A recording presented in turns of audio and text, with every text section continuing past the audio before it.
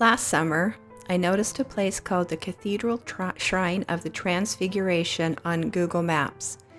In the reviews, someone had written that it was the tallest cathedral in the world, and so feeling up for an adventure, Fish and I drove the 2.5 hours to Orkney Springs, Virginia to check it out.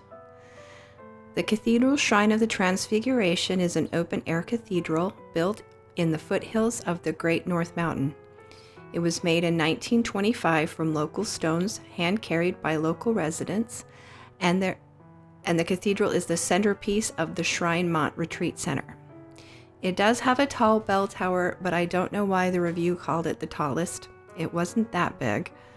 The church, however, is rustically beautiful and contains a little pond and a nice little prayer labyrinth nearby.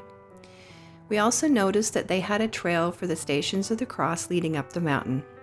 The sign mentioned that the hike was 3/4 of a mile, and despite not having brought water with us, we decided we would be fine and began to hike the stations.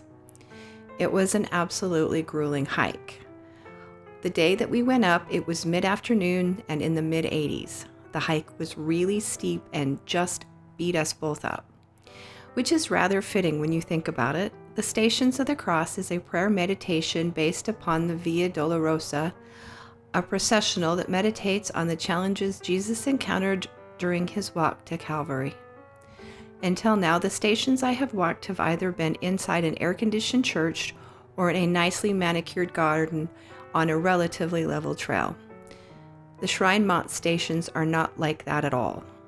It was steep, hot, and exhausting. We were dying of thirst and, having put off lunch to see the shrine, starving. And while this climb was nowhere near as brutal as the walk our Lord made, it did occur to me several times during the hike how physically challenging his walk really must have been.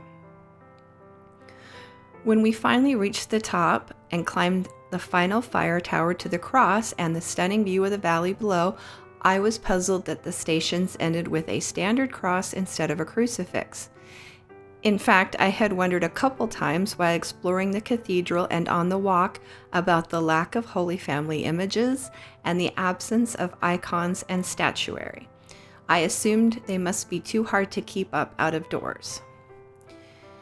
The way down went much faster, and we took a moment to rinse our faces and get a drink from one of the natural springs at the base of the trail before heading to the car.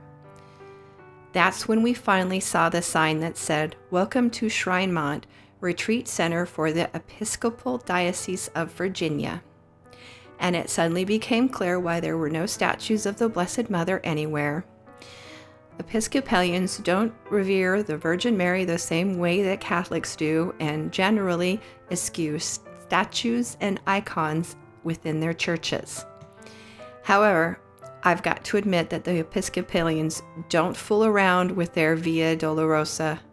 That was the most challenging stations meditation I have ever done.